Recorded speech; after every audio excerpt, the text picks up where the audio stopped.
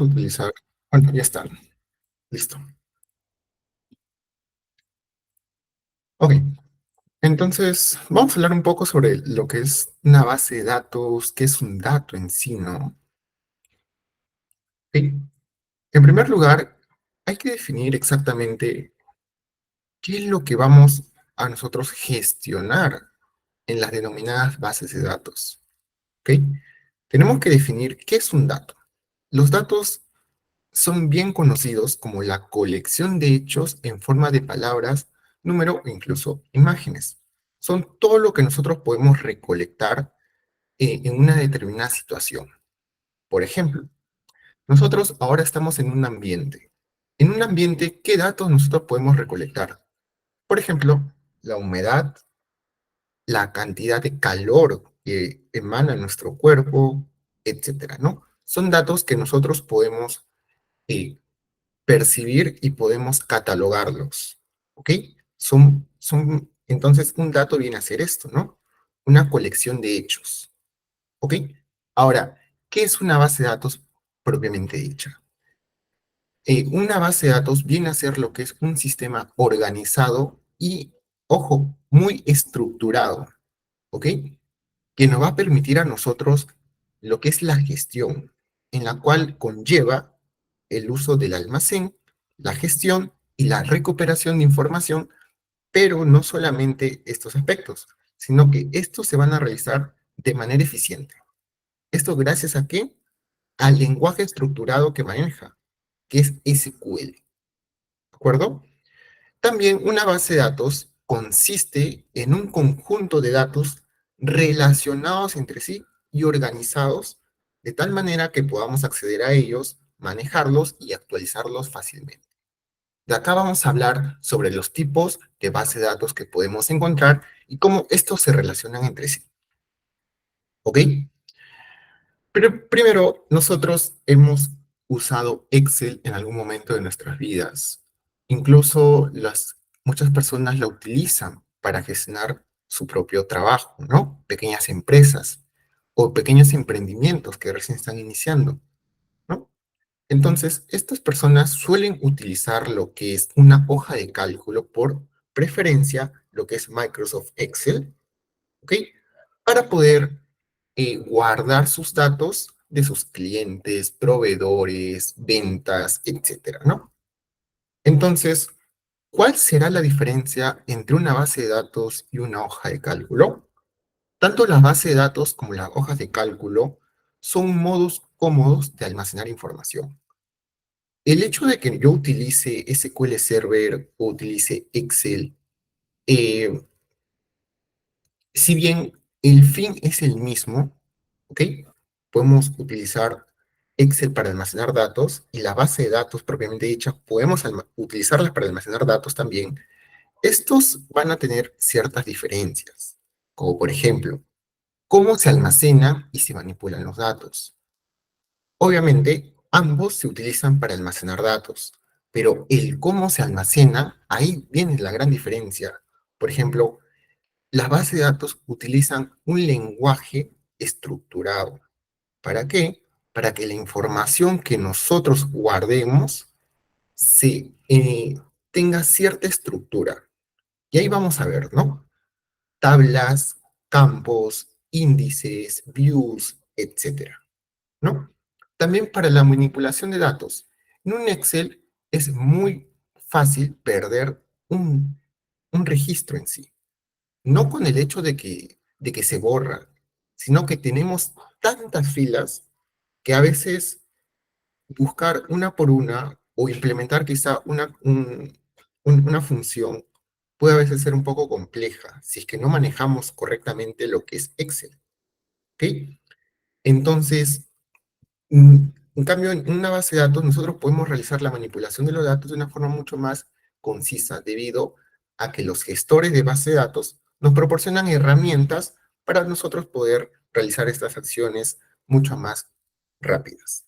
¿Ok? Un aspecto muy importante también es que nosotros en una base de datos podemos gestionar el acceso de los datos mismos a diferentes usuarios. ¿Ok? En cambio, en un Excel eso está un poco más eh, poco menos sofisticado, ¿no? Si bien podemos proteger las hojas, no sé si habrán visto en alguna ocasión, que les pide como una contraseña para poder ingresar al archivo, ¿ok?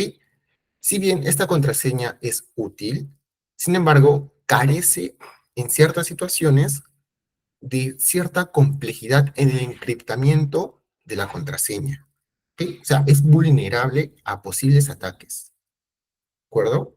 Sin embargo, esto no pasa en una base de datos. Una base de datos ya predeterminadamente, sus usuarios y contraseñas contienen un modo de encriptación para estas credenciales. Entonces, y nosotros podemos dar a conocer, por ejemplo, que 5 tablas, imaginemos que tengamos 10 tablas. De la tabla 1 a la 5 le toca a Miguel. De la tabla 6 a la 7 le toca a Rodrigo. Y de la 8 a la 10 le toca, no sé, a Fernando. ¿Ok? Nosotros podemos gestionar eso con una base de datos. Sin embargo, en Excel eso no podemos hacer nosotros. ¿Por qué? Porque tendríamos que estar partiendo la hoja de cálculo en 3 hojas de cálculo y recién pasárselo a los diferentes destinatarios, ¿no?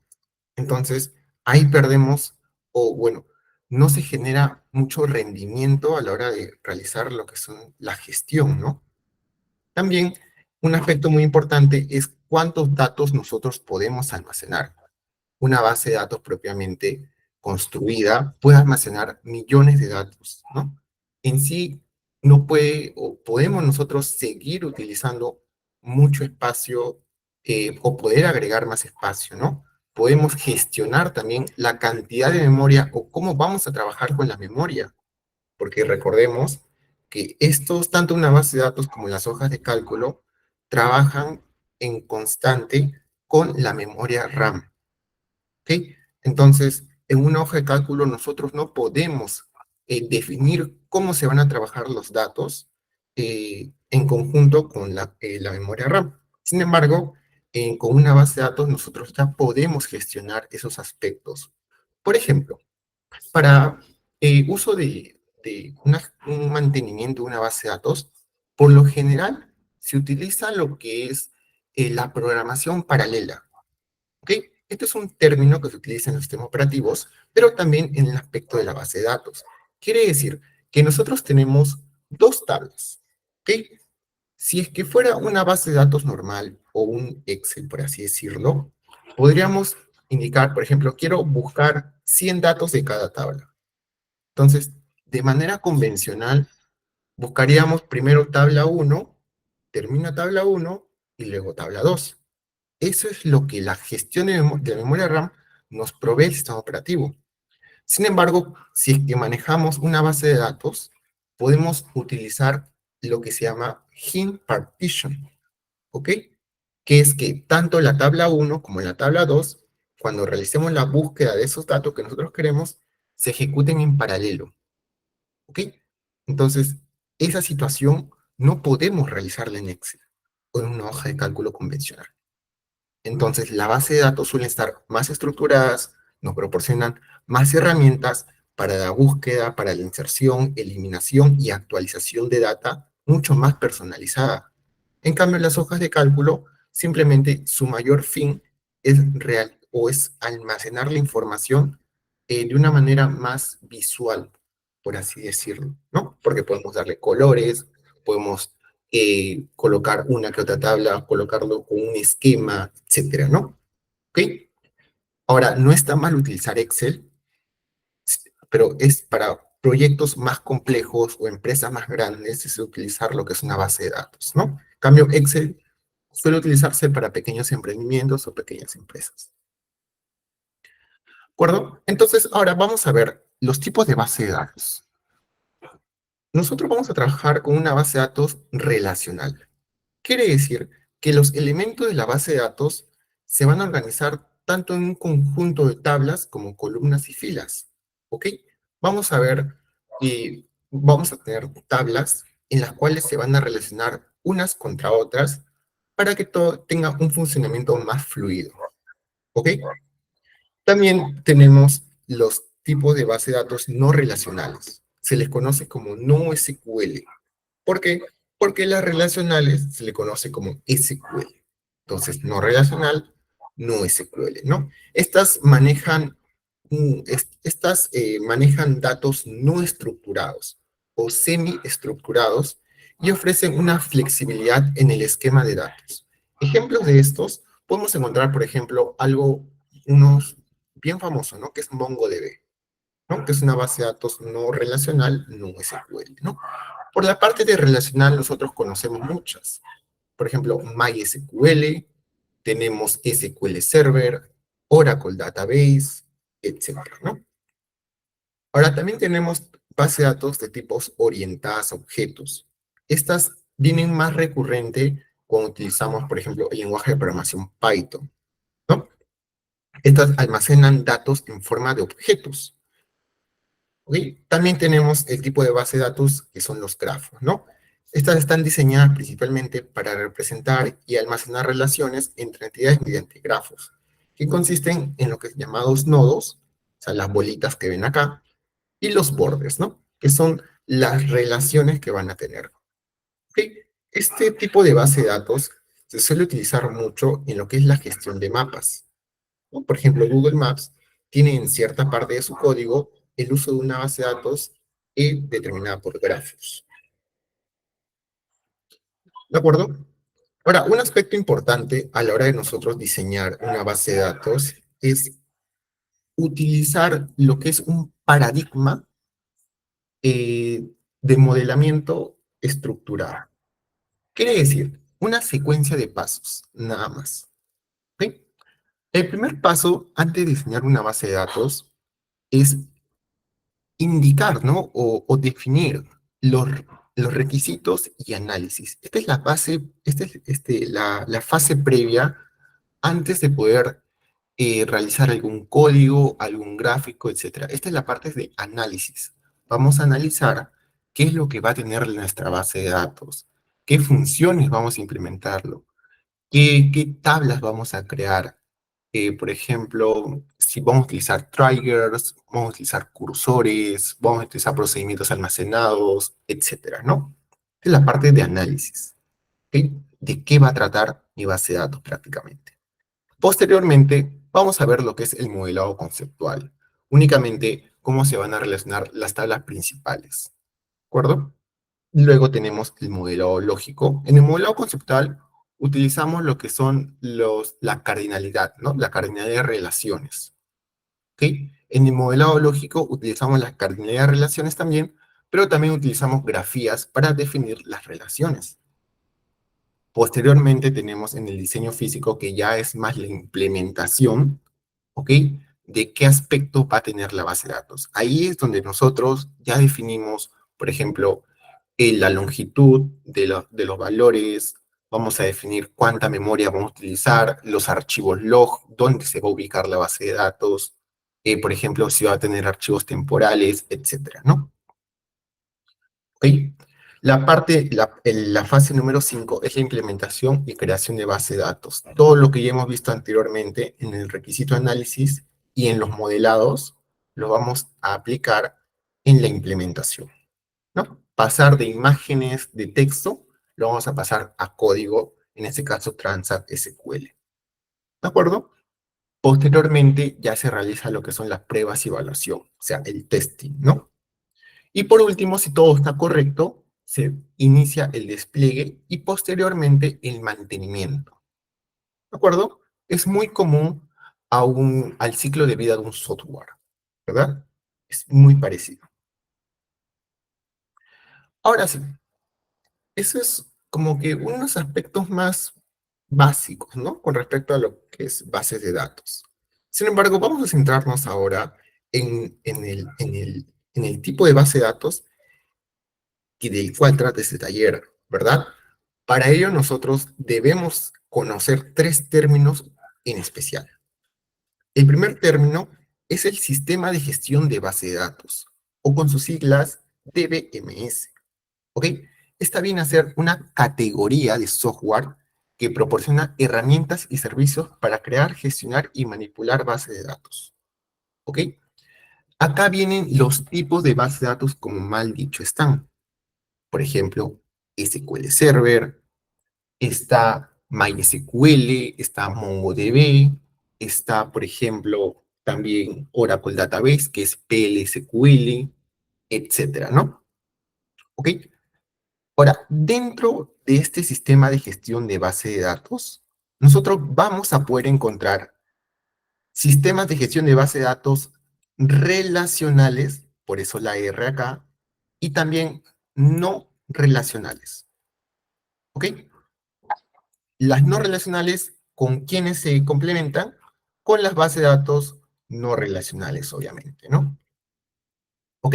En este caso, SQL Server viene a ser un sistema de gestión de base de datos relacional. ¿Ok?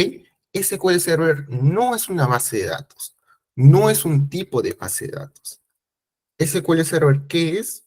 Es un sistema de gestión de bases de datos relacional. ¿Ok?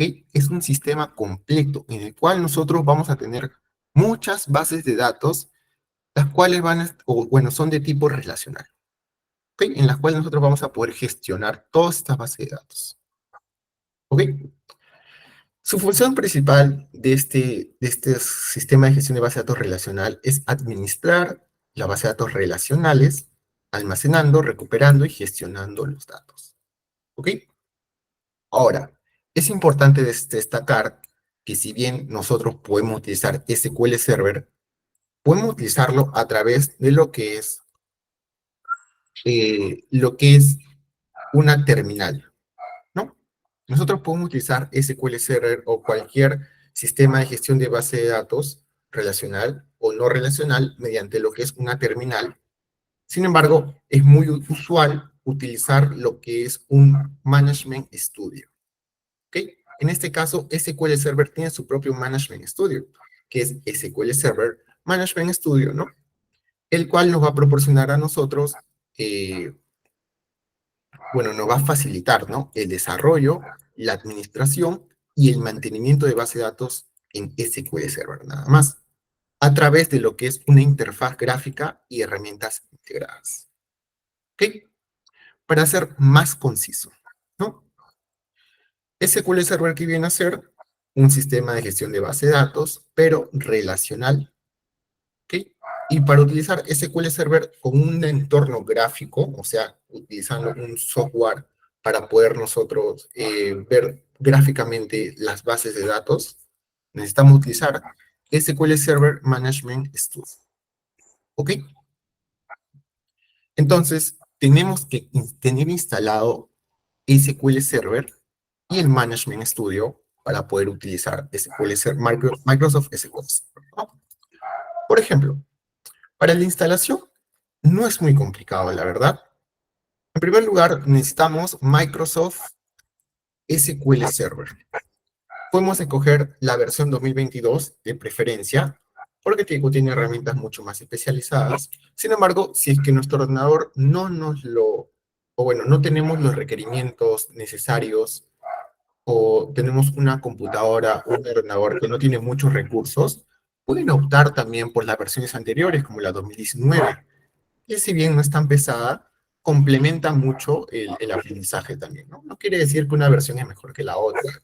Nosotros, como estamos en etapa de aprendizaje, podemos utilizar cualquier versión, la verdad. ¿Ok? Sin embargo, yo voy a preferir lo que es SQL Server 2022. Cuando nosotros entremos acá en esta página de descarga de SQL Server, vamos a poder nosotros escoger dos aspectos, el Developer y Express. Nosotros podemos utilizar Developer para situaciones mucho más específicas. Por ejemplo, si queremos utilizar SQL Server Integration Service, que es un sistema para poder generar reportes ETL, ¿ok? Y este va de la mano con lo que es el software de Visual Studio, ¿de acuerdo? Sin embargo, si es que queremos para un uso más básico, podemos preferir lo que es Express. Es una versión de SQL Server un poco más ligera, ¿de acuerdo? Sin embargo, para situaciones más complejas y en especial para el caso de terceros sistemas, utilizamos Developer porque utilizamos muchas herramientas, aparte de Integration Service, utilizamos Agent Service y también Reporting Service. Entonces, entramos mucho más a fondo con el tema de SQL Server, ¿no? Sin embargo, si es que están recién empezando, pueden utilizar Express o Developer, no habría ningún problema. Pero recomendado, si es que van a entrar a más temas de SQL Server, descargar Developer. Ok, lo dan a descargar y luego lo instalan y pueden realizarlo de forma predeterminada o personalizada. ¿De acuerdo? En esta ocasión no vamos a poder instalarlo con nosotros porque demoraría mucho tiempo, ¿no? Y tenemos un tiempo muy limitado. ¿De acuerdo? Entonces, miren, también ya tenemos instalado SQL Server. Imaginemos que ya lo hemos instalado nosotros, ¿no? Posteriormente, necesitamos también SQL Server Management Studio. ¿Sí? Entonces colocamos acá en nuestro buscador de Google, de DuckDuckGo, de Bing, etcétera, ¿no? Y que nosotros tengamos. Management Studio, ¿no? Vamos a dirigirnos a nuestra primera opción, ¿ok? Si quieren en español, o la segunda opción si quieren en inglés. De mi preferencia, y de cualquier programador o desarrollador, es en inglés. Porque recordemos que el mundo de la programación o el desarrollo de software o cualquier aspecto de tecnología está muy arraigado al idioma inglés. Entonces, familiarizarnos con este idioma es totalmente obligatorio, ¿no? Entonces, en inglés les recomiendo. Bajamos, vamos a poder encontrar acá quizá un tutorial, unas referencias, algunas bibliotecas, conceptos, etcétera, ¿no? Eh, ok, Kevin, para poder cambiar el idioma, si necesitas tú indicarlo, hay una opción ahí, a ver, luego lo vamos a ver en el panel de opciones, ¿ok? Pero hay una opción para nosotros poder cambiarlo. Si no, incluso creo que podemos descargar el paquete del idioma. No me acuerdo ahorita mismo, pero vamos a verlo. ¿Ok? Sin embargo, podemos descargarlo acá. ¿De acuerdo? Entonces lo descargamos acá y simplemente damos download y nos va a descargar. ¿Ok? Cuando en el proceso de instalación, si usted descargó en español o descargó en inglés, le va a indicar ahí. Usted desea instalar SQL, o bueno, perdón, SQL Server Management Studio en español. Y si no, ya va a haber dos botones, el sí y el no. Cuando coloques no, o va a decir cambiar, si no me equivoco, te va a mandar a escoger otro idioma, el de su preferencia. ¿De acuerdo? Ok. Y acá pueden ver, ¿no? Microsoft es muy leal al tema del aprendizaje, el aprendizaje autodidáctico. Es por ello que existe Microsoft Learn, que nos provee al menos herramientas básicas y algunos tutoriales básicos de cómo utilizar sus herramientas. Por ejemplo, SQL Server. ¿Ok? Entonces, nosotros habiendo visto, o bueno, habiendo tenido instalado estos dos software en especial, ya podemos nosotros trabajar con SQL Server. ¿Ok? Ahora, bien, tenemos instalado las aplicaciones, tenemos instalado nuestro Management Studio, etcétera, ¿no? Sin embargo, debemos nosotros familiarizarnos sobre la escritura de nuestras consultas, ¿ok? De nuestros scripts. Ahora, muchas personas piensan que una base de datos maneja SQL. Y no está mal la verdad, pero hay ciertos sistemas de gestores de base de datos que tienen una variación en su sintaxis de SQL. Esto es lo que les hace diferentes, ¿no? Les marca una diferencia. Y están orientadas a ciertas situaciones también. Microsoft SQL Server no es la excepción. Existe como tal SQL, sin embargo, SQL Server, un segundo, por favor.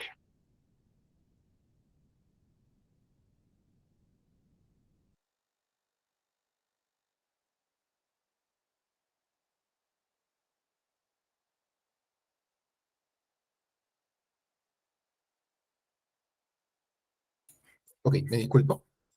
Eh, bueno, como les mencionaba, ¿no? Microsoft SQL Server no es la excepción. ¿Ok? Microsoft SQL Server utiliza lo que se llama el Transact SQL o TSQL, ¿de acuerdo? El cual es un lenguaje de programación.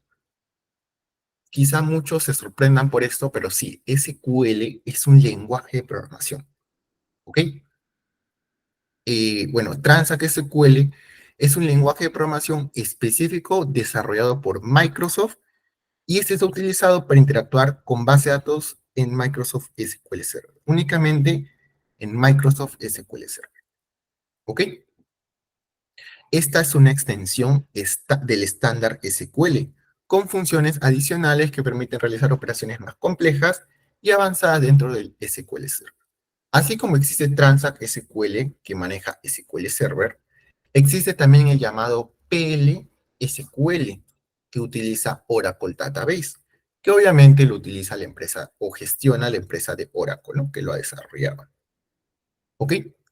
Además de los comandos y funcionalidades estándar de SQL, Transact SQL agrega las llamadas extensiones y funcionalidades específicas para SQL Server, como procedimientos almacenados, los desencadenadores que vamos a ver en esta ocasión, que son los triggers, funciones definidas por el usuario. Podemos nosotros definir ciertas funciones así como en programación, ¿ok? También programación de un lenguaje de programación más estándar, ¿no? Como C++, Python, Java, etcétera. ¿De acuerdo? También Transact nos proporciona, o bueno, proporciona optimizaciones y características específicas al estar integrado con SQL Server. Transact SQL puede aprovechar lo que son las características específicas de la plataforma para que nos ofrezca, ¿no? Ciertas optimizaciones y mejoras de rendimiento. ¿Qué quiere decir esto? Que SQL Server es una aplicación eh, muy destinada al rendimiento. Nos permite a nosotros gestionar cómo se manipulan los scripts, como les había indicado con Heap Partition.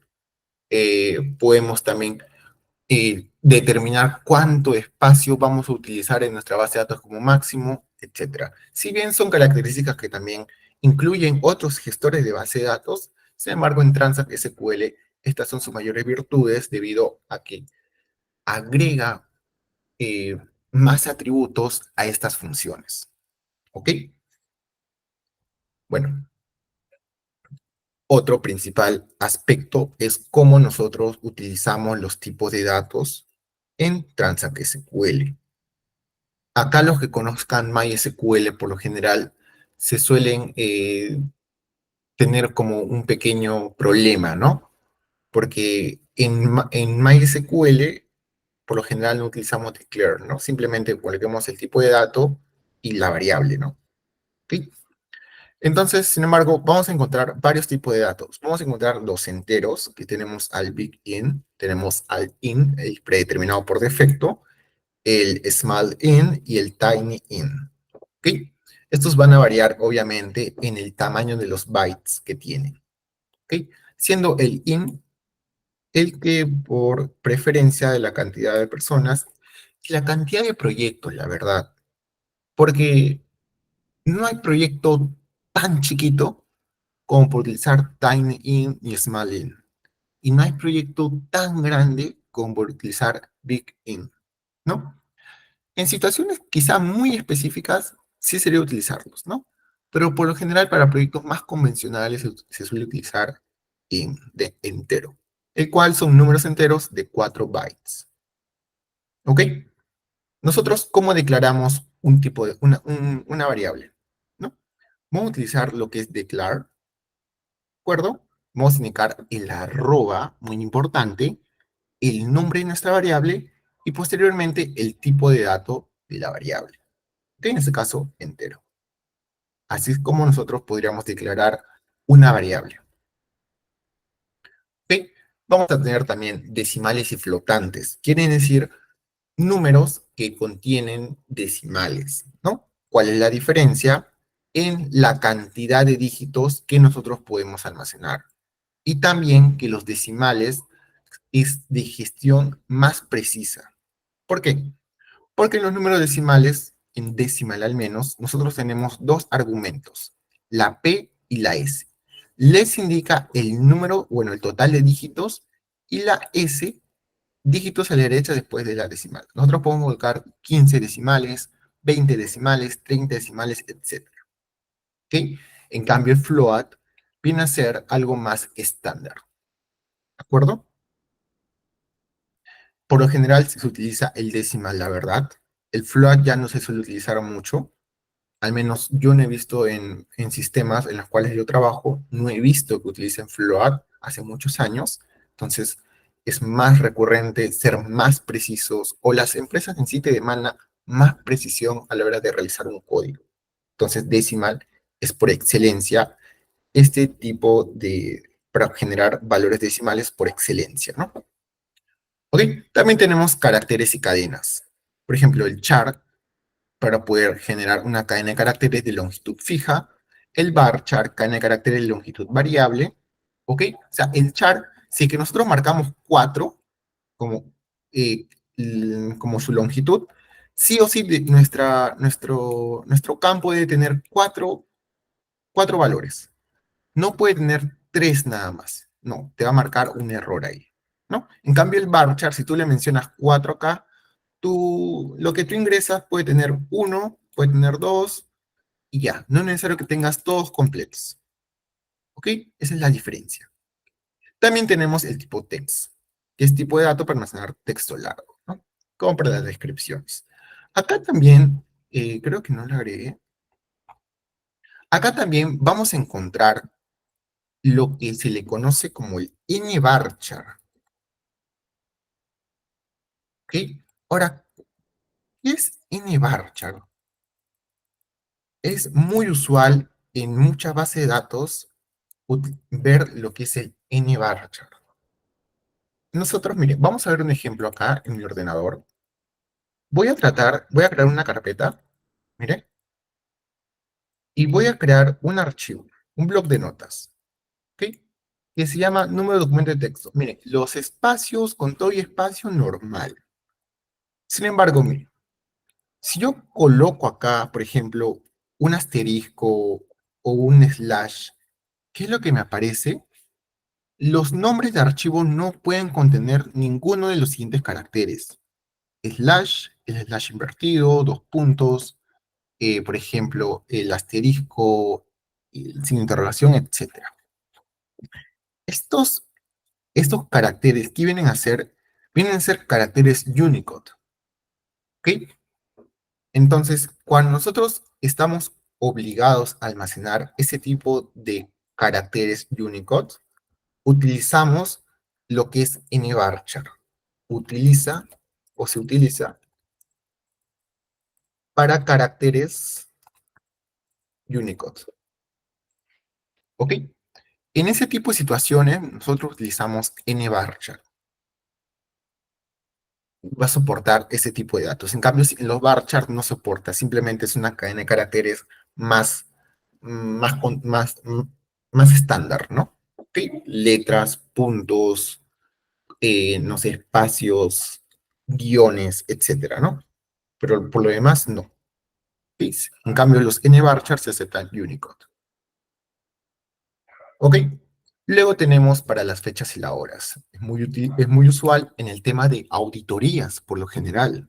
Cuando nosotros auditamos una base de datos, se requiere colocar muy preciso todos los detalles. Y uno de esos detalles es el date. En muchos casos, el date time. ¿Ok? Ahora, el date, ¿qué es lo que va a almacenar? Una fecha sin incluir la información de la hora. ¿Ok? Simplemente la fecha como tal. ¿De acuerdo?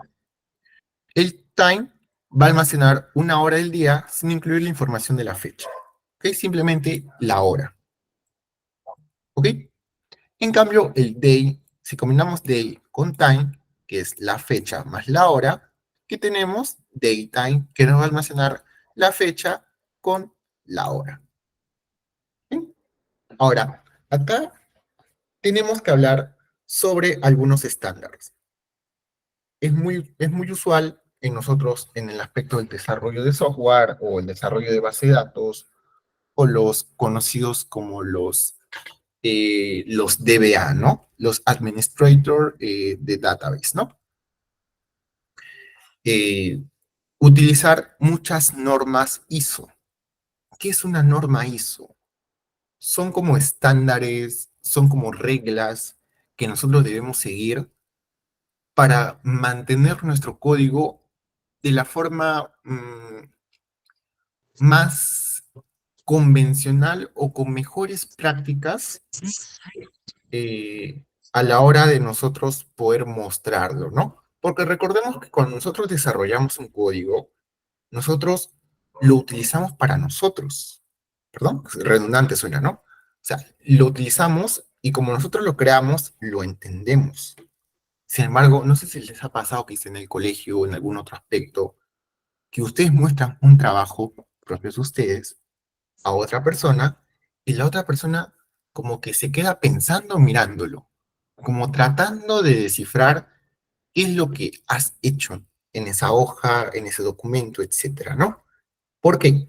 Porque la persona necesita como desencriptar, por así decirlo, la información que tú tienes ahí, ¿no? Entonces, eso conlleva un tiempo.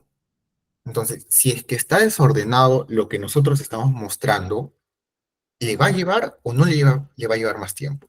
Obviamente que le va a llevar más tiempo.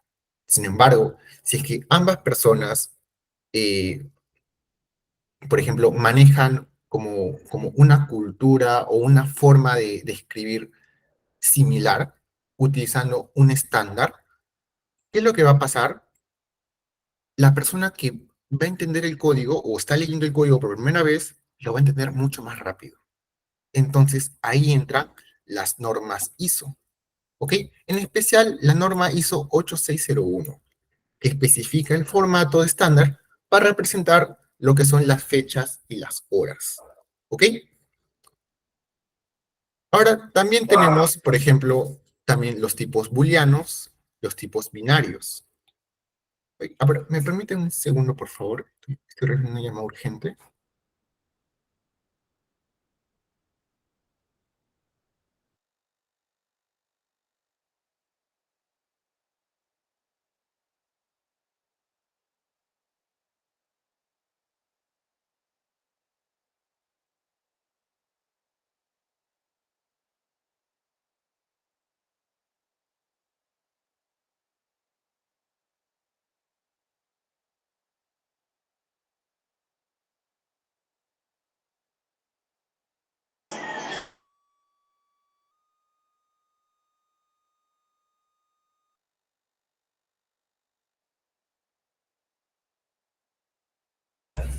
Ok, me disculpo de verdad, pequeños inconvenientes en casa.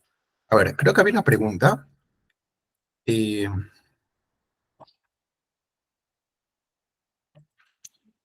ok, a ver, con el tema cuando vamos a pasar de una base de datos, de un tipo de gestor de base de datos a otro, necesitamos analizar muchas cosas, porque la sintaxis, como había mencionado, que tenemos en un tipo de gestor, es muy diferente a otro tipo de sintaxis, por ejemplo, SQL Server, ¿no? Entonces, lo que tú debes hacer es, al menos, por lo general, muchas bases de datos te generan el script, ¿no? O si es que tú lo tienes, ya tienes el script, deberías estar en la capacidad de poder contemplarlo o realizarlo en el otro tipo de lenguaje SQL, ¿ok? No hay como, o bueno, puedo utilizar quizá una inteligencia artificial para poder convertirlo mucho más rápido, ¿no? Sin embargo, sería mejor de que cada uno lo realice, ¿no? Y se podría migrar eh, dependiendo de lo que tú necesites, ¿no? Pero bueno, la verdad que Visual Fox Pro no es una herramienta que yo he utilizado muy comúnmente, que no, quizá no pueda darte una respuesta mucho más precisa, ¿no? Ok, bueno, vamos a continuar con los subtipos de booleanos y los binarios, ¿no? Los booleanos es para nosotros indicar si es que algún concepto es verdadero o falso. ¿Ok? Este va a tener su valor de tipo bit. 0 va a ser verdadero y 1 va a ser falso. ¿Ok? Los binarios también. binary, datos binarios de longitud fija, var binary, datos binarios de longitud variable, iguales que los char y varchar, ¿no? Y los image para almacenar datos binarios largos, ¿no? Como imágenes. ¿Ok? También tenemos valores nulos. El valor nulo, muchas personas piensan que es un tipo de dato, pero no. Null no es un tipo de dato en sí mismo, sino más bien un valor especial que indica la ausencia de un valor o la falta de información. ¿Ok? Nosotros podemos guardar en una variable un valor null, sí, pero no quiere decir que el null sea el tipo de dato. Simplemente es la ausencia de un valor. ¿Ok? Vamos a ver ahora las tablas de la base de datos relacionales. Ya vamos a ver un poco ya más del tranza que se cuele, la verdad. Vamos a ir al aspecto más práctico. Sin embargo, hay que definir un par de cosas antes. ¿Ok? Tenemos tablas relacionales, en las cuales vamos a tener de esta forma, ¿no? Es una tabla con una estructura organizada que almacena los datos, como ven acá. Cada tabla se compone de filas, ¿ok? Las que son de manera horizontal, ¿de acuerdo? Las que son de manera horizontal son las filas. Y las columnas son las de manera vertical, ¿ok? Cada fila de una tabla representa una entidad individual, o sea, un registro. Estos son registros. Y cada columna representa un atributo o una propiedad, ¿ok? ¿Cuál es el nombre de la tabla? Trabajadores. ¿Cuál es el nombre técnico de esta tabla? La entidad trabajadores, ¿ok? Cuando hablamos de tecnicismo, es muy importante conocer los términos, ¿ok? Por ejemplo, trabajadores que vienen a ser, para un aspecto más así, eh, más coloquial, por así llamarlo, viene a ser el nombre de la tabla. Si queremos hablar con más tecnicismo, trabajadores que viene a ser la entidad de una base de datos, ¿ok? Posteriormente, esta entidad contiene la llamada llave primaria. La llave primaria es el identificador que nos va, o con el cual nosotros podemos eh, buscar o localizar eh, muchos datos con ese tipo de dato nada más, con este valor. Por ejemplo, si nosotros tenemos nuestro DNI, ¿qué es lo que nosotros podemos obtener de nuestro DNI?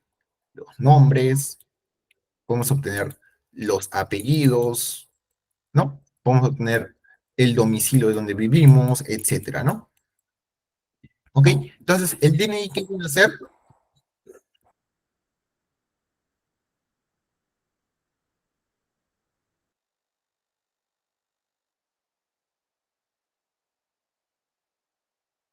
Un campo.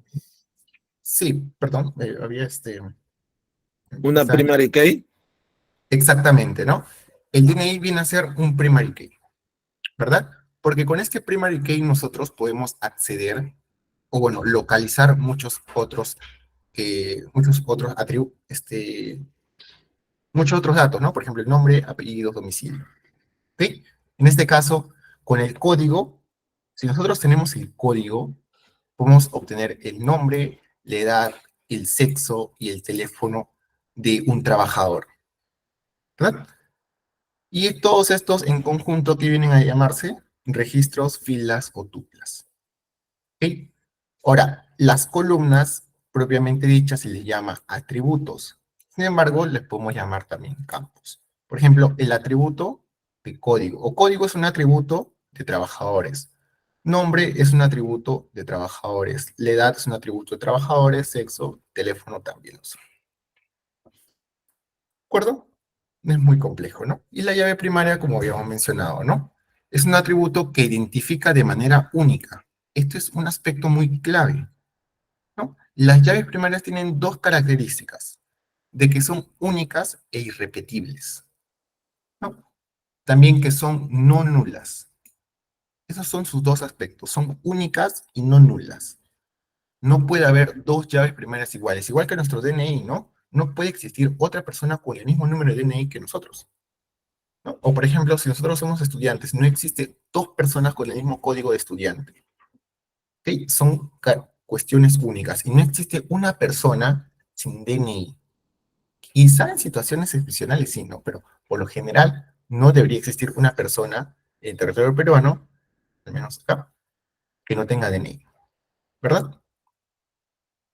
También tenemos las llaves foráneas. Cuando nosotros trabajamos con relaciones entre varias tablas, ¿ok?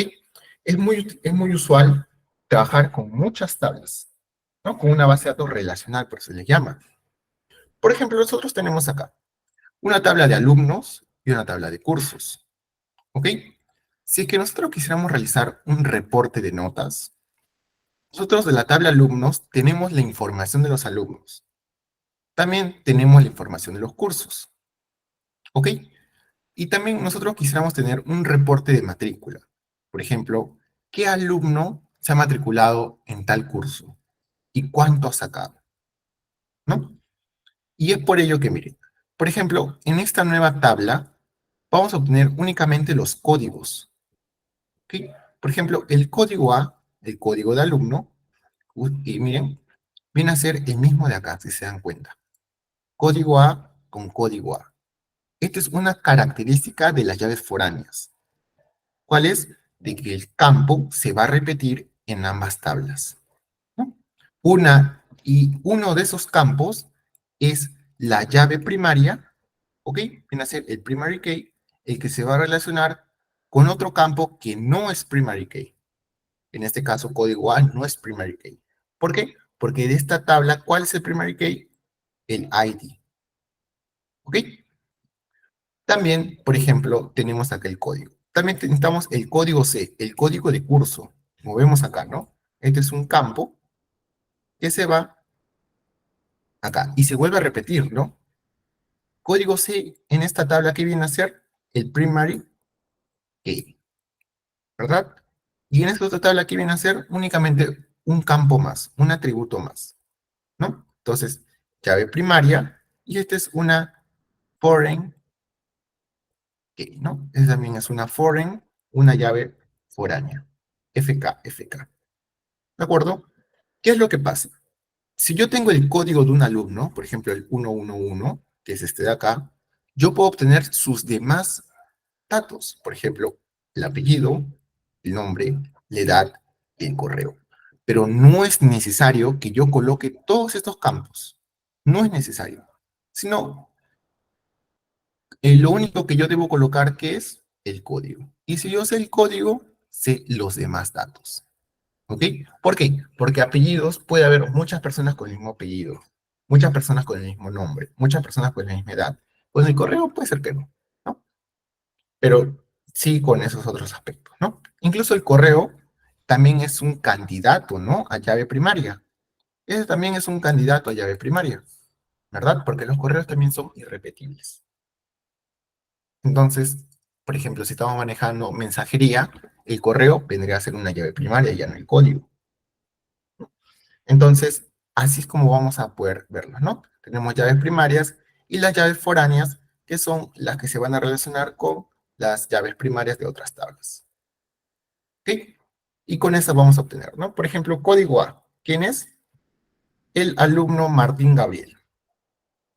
Él está matriculado en el código de curso con 2, o sea, el 2 de acá, que es Excel. ¿Y cuánto sacó? Sacó 13. En pocas palabras, Martínez Gabriel, ¿ok? Que se matriculó en Excel, tiene un promedio de 13. Por ejemplo, Salinas Ángel, con código 333, se matriculó en el curso de Python y tiene una nota de 15. ¿Ok? Y así podríamos estar definiendo los demás campos. ¿De acuerdo? Y acá también lo vemos utilizando ya lo que son los grafos. ¿Ok? Miren, por ejemplo, tenemos alumno, ¿no? Alumno, su código de alumno, ¿ok? Código de alumno, tipo entero, de integer. ¿Ok? Vemos acá que es un muchos a muchos. Grafía significa muchos, ¿ok? Y esta otra grafía, la misma, ¿no? Significa muchos. Entonces, eh, alumnos con matrícula es una relación de muchos a muchos, ¿ok? Pero matrícula viene a ser una llamada tabla intermedia. Estos son definiciones que, bueno, en el curso de SQL Server vamos mucho más a fondo, ¿no? ¿Qué es una tabla intermedia? ¿Cómo generar las relaciones? Etcétera, ¿no? También vemos que matrícula con cursos también es de muchos a muchos. ¿Pero por qué? Porque la relación principal es entre alumnos y cursos. Un alumno o muchos alumnos se pueden matricular en uno o muchos cursos. Y muchos cursos pueden estar matriculados uno o muchos alumnos. Entonces, de esta relación nace la matrícula. ¿Ok? Que estas son relaciones fuertes y una relación débil. ¿De acuerdo? Esto es un aspecto un poco general, ¿no? Posteriormente vamos a ver tipos de operadores. Por ejemplo, operadores aritméticos, ¿no? La más, suma de dos valores, menos, multiplicación, división, módulo, ¿no? Estos son aspectos ya más orientados a otro tipo por ejemplo, si queremos sumar unas columnas, ¿no? ¿Sí? Por ejemplo, operadores de comparación, que son muy importantes a la hora de nosotros realizar, por ejemplo, queries más avanzados, ¿no? Por ejemplo, utilizar los where, utilizar, por ejemplo, order by, utilizar, por ejemplo, group by, etcétera, ¿no? Entonces, acá estamos a realizar lo que son operadores de comparación para nosotros poder realizar filtros más avanzados. ¿Ok? Vemos el igual, el diferente que, en este caso utilizamos este, ¿ok? En tranza que se cuele, va a marcar diferencia, ¿no? El menor, el mayor, menor igual, mayor igual. Son operadores de comparación mucho eh, más estándares, ¿no? ¿Okay? Y acá vemos un ejemplo, ¿no? Vamos a seleccionar todos los campos de una tabla cuando la columna 1 sea igual a 100 y la columna 2 sea mayor a 20.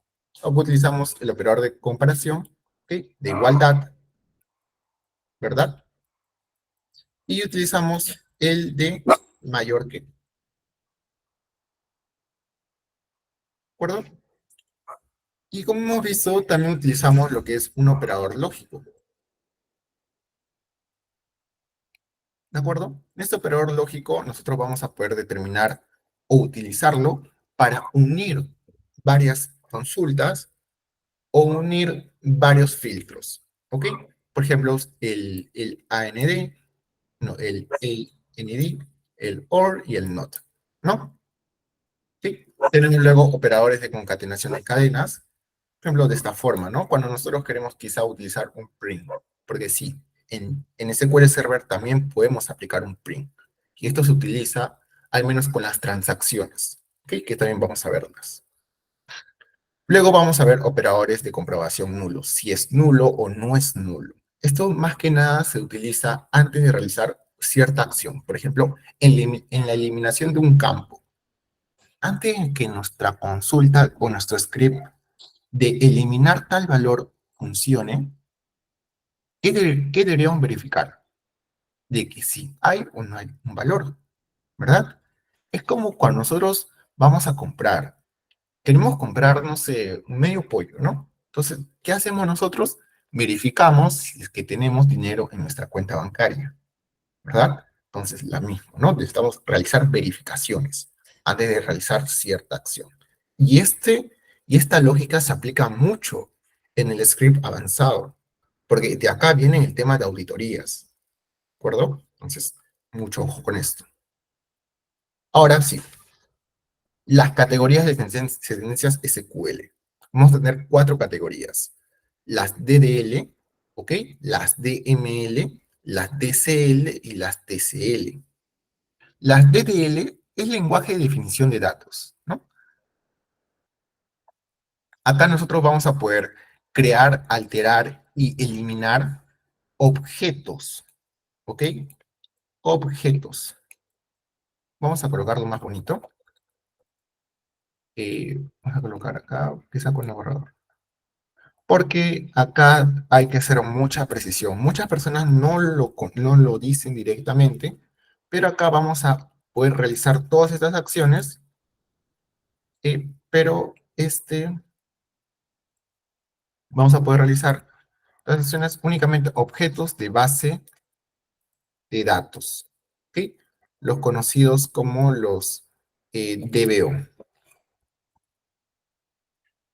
¿de acuerdo? Objetivos, no, objetos, ¿ok?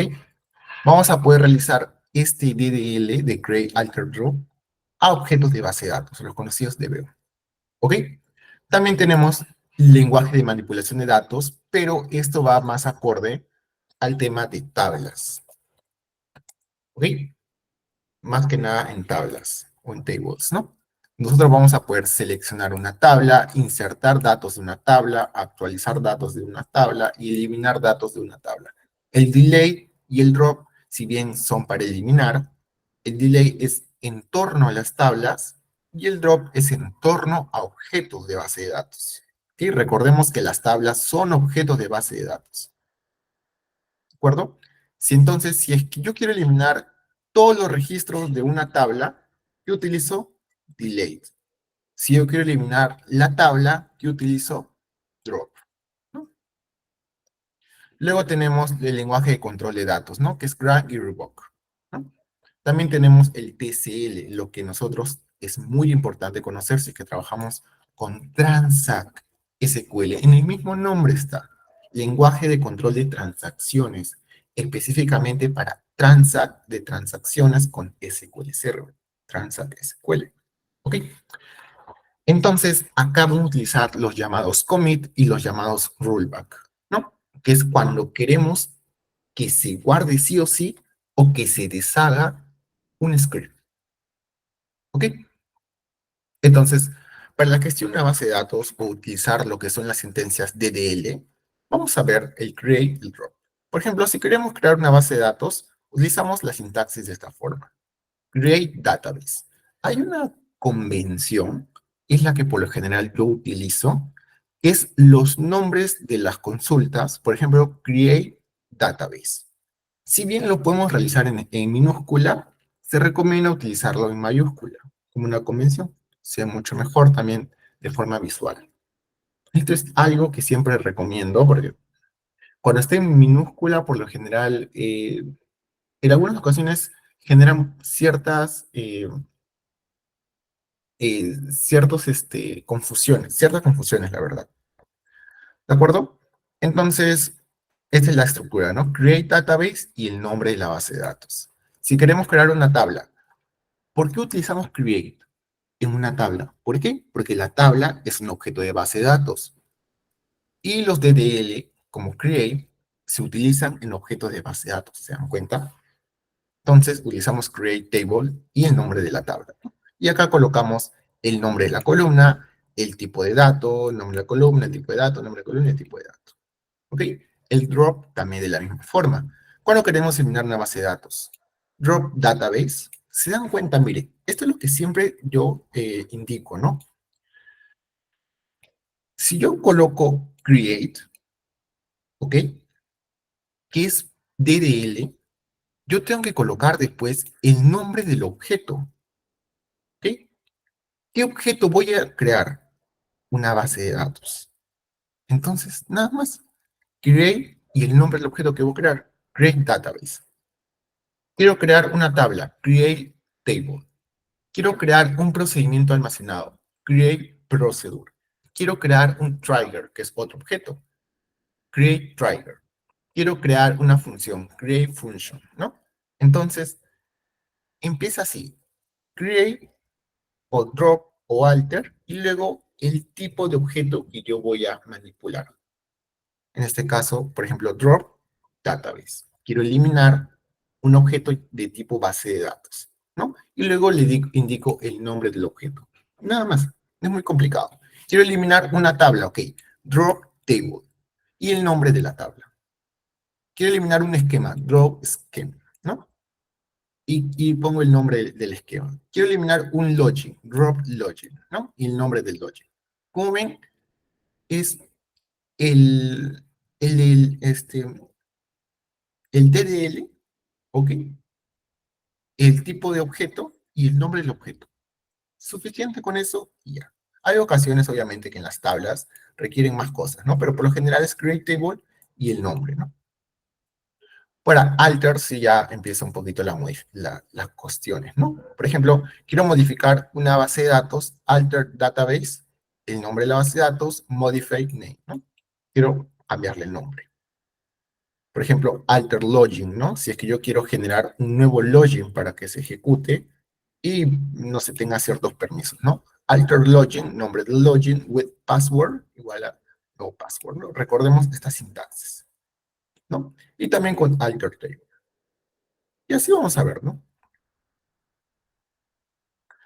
Para la gestión de tablas de la misma forma, utilizamos select. Select, indicamos los campos, en este caso el asterisco significa todos los campos. Indicamos de dónde o de qué tabla vamos a seleccionar, ¿ok? La tabla empleados. Y acá indicamos un filtro. El filtro es cuando el campo departamentos sea ventas. ¿Ok? También para insert de la misma forma. Insert into empleados, o sea, voy a insertar datos ¿dónde? En la tabla empleados. ¿Qué campos voy a insertar? ID, nombre, departamentos. Luego, los valores que van a ir en estos campos, ¿cuáles son? Para ID, el número 1. Para nombre, Juan Pérez. Para departamento, ventas. ¿No? Entonces, de ahí nada más. Para update, de la misma forma. Update, voy a actualizar. ¿Qué voy a actualizar? Mi tabla empleados, ¿no?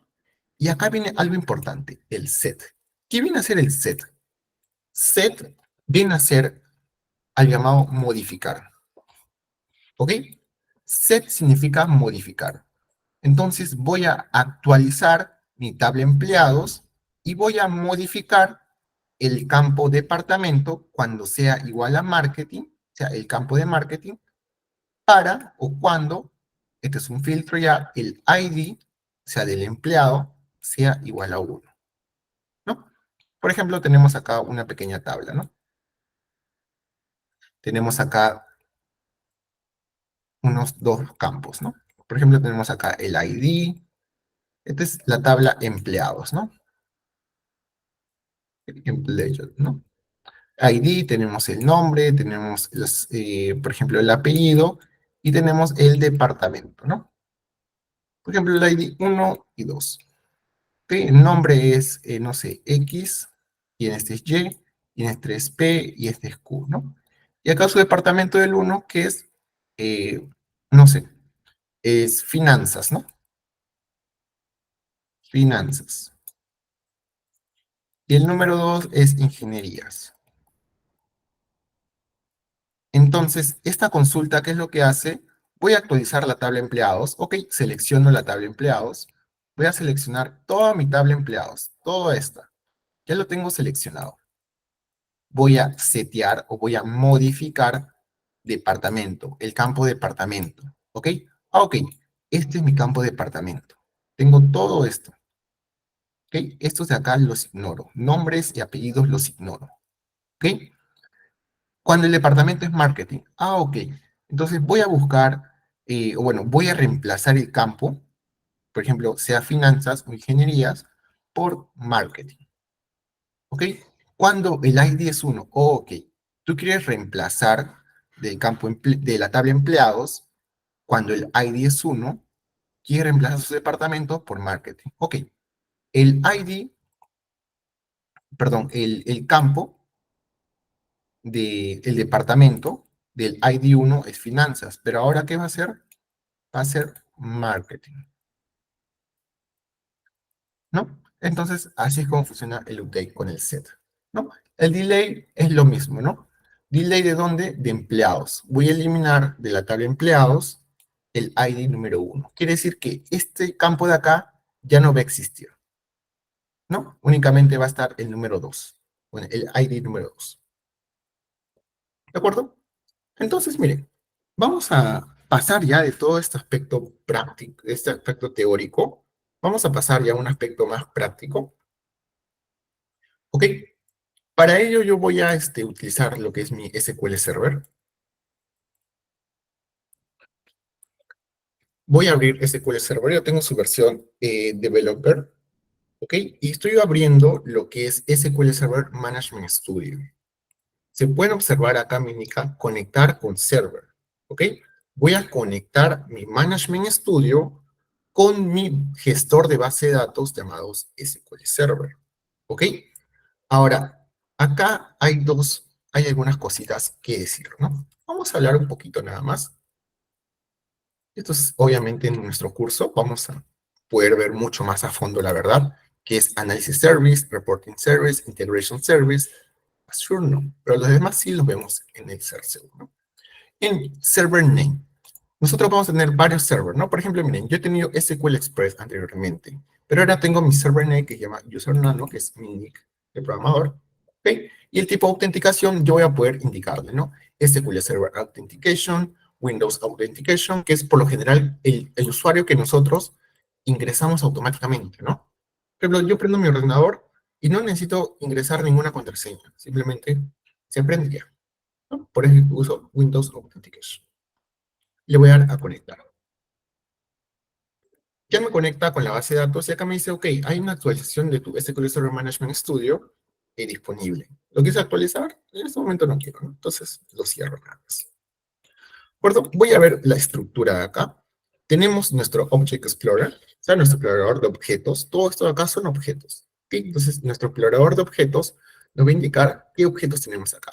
Por ejemplo, tenemos objetos de base de datos, objetos de seguridad, objetos de servidor, las replicaciones, por ejemplo, el management, el integration service catálogos. ¿Ok? Sin embargo, vamos a trabajar únicamente con database. Tenemos acá algunas bases de datos que yo ya he trabajado anteriormente. ¿Ok?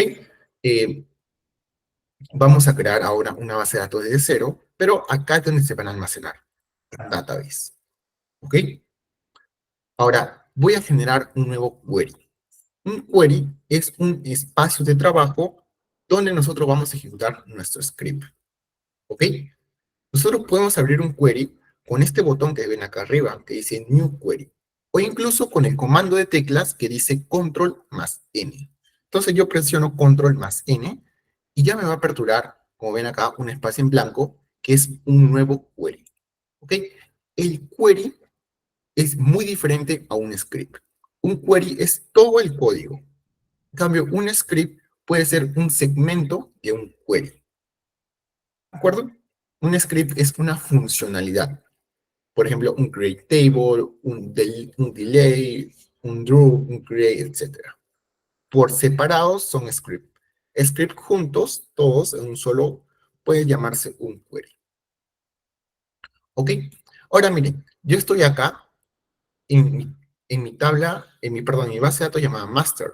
Sin embargo, yo tengo más bases de datos. Adventure World, Async Java, Biblioteca, Destino, E-Commerce, ejemplo, Master Model, MiSDB, TempDB, TurnusDB, todo, ¿no? ¿Ok? Sin embargo, yo voy a crear una base de datos ahora. Vamos a utilizar nosotros lo que es un ejemplo. Vamos a generar o vamos a utilizar una base de datos para una gestión de eventos. Este es el proyecto que vamos a ver en este caso, hasta donde lleguemos. ¿Ok? Vamos a crear acá, por ejemplo, miren, yo con control y el scroll, o sea, la ruedita del mouse, que se le conoce como el scroll, ¿ok? Puedo yo aumentarle y disminuir el zoom. ¿Se dan cuenta? ¿Ok? Y como ven, yo tengo acá una numeración. Esto es muy útil cuando trabajamos también con equipos. Decimos, oye, hay un error en la línea 24, hay un error en la línea 86. Entonces, esto es más preciso, ¿no? ¿Ok? ¿Cómo activamos esto? Por ejemplo, nos vamos a Tools, nos vamos a Options. Y luego acá en Options vamos a poder visualizar, por ejemplo, en Text Editor. ¿Ok? Y, por ejemplo, a ver, ¿dónde se encuentra ahora? Ubicamos acá Text Editor y luego en General. ¿Ok? A ver, no, para todos los lenguajes, perdón. Text Editor, todos los lenguajes, y acá vamos a poder indicar line numbers, o sea, el número de líneas. Ok, le doy OK y se me va a desactivar. Como ven, voy a Tools, Options, a Language, ok, primero Text Editor, All Language, y luego a General, y luego a Line Numbers. ¿Ok? Luego OK. Ya me muestra. ¿De acuerdo? Entonces voy a crear acá un comentario. Los comentarios se realizan con estos dos guiones, ¿ok? Guiones arriba. Y como ven, el comentario es de un color verde. Es un comentario. Viene a ser una línea de código que no tiene ninguna funcionalidad más que informar algo, más que comentar algo. ¿Ok? No se toma en cuenta a la hora de ejecutar un código. ¿De acuerdo? Entonces, acá yo voy a colocar un comentario y voy a indicar crear, bueno, creación de base de datos llamada gestor de eventos. ¿Ok? Vamos a crear una base de datos. Entonces, vamos a irnos directamente con la sintaxis. Por ejemplo, tenemos acá create database. ¿Ok? Create es un DDL.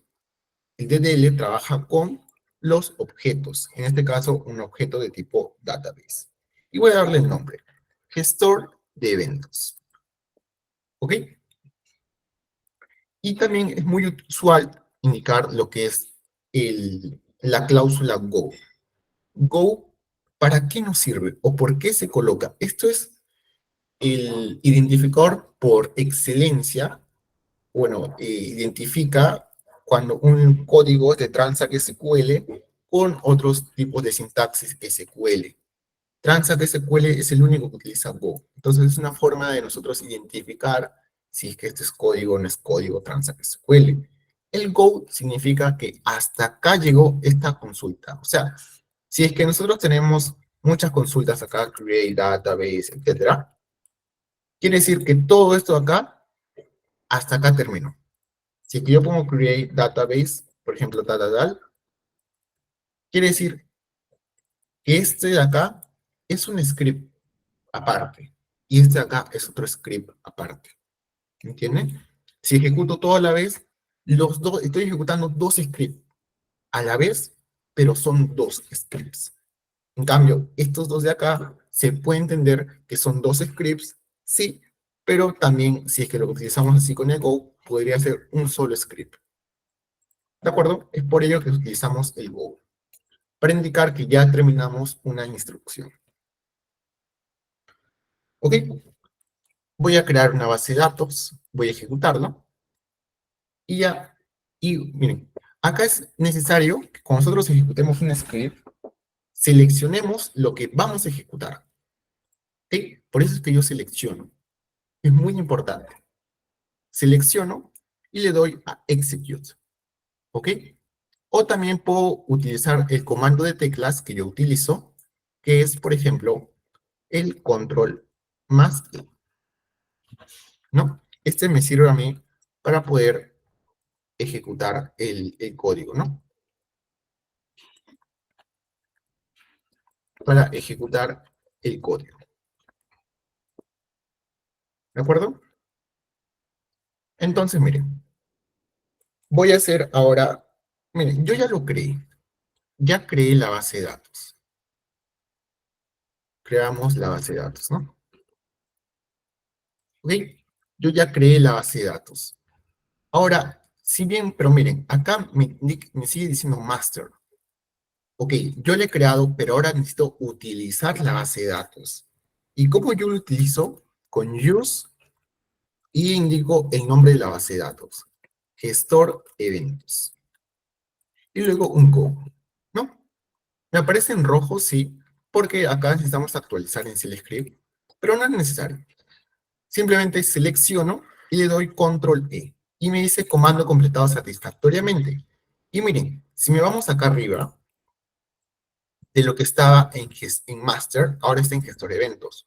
¿Por qué? Porque ya estoy utilizando lo que es la base de datos llamada gestor eventos.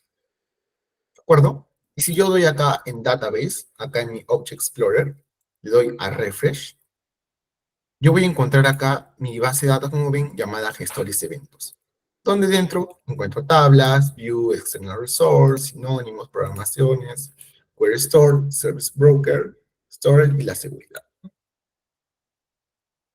¿Ok? Entonces, esa es una forma. Otra forma también es darle clic acá y ya nos vamos de frente, ¿no? Por ejemplo, a Master o también de frente a lo que es gestor de eventos, ¿no? Cualquiera de los dos puede servir en su comodidad, la verdad. Sin embargo, es recomendable mucho mejor utilizar lo que es el script. Entonces, con esto que hacemos, ¿sí? Utilizamos la base de datos, Store Eventos. ¿Ok? Posteriormente, vamos ahora a crear un par de tablas. Vamos a crear, por ejemplo, como es un evento, los eventos, por lo general, tienen ubicaciones, ¿no? Por ejemplo, la ubicación, no sé, de un local, ¿no? Por ejemplo, un local, ¿no? Una iglesia, un local comunal, etcétera, ¿no? Entonces, vamos a crear una tabla, la tabla de ubicaciones. ¿Cómo creamos una tabla? Una tabla es un objeto de base de datos. Entonces, hacemos create y el tipo de objeto, que es table. Y luego indicamos el nombre de este table, ¿no? De esta tabla.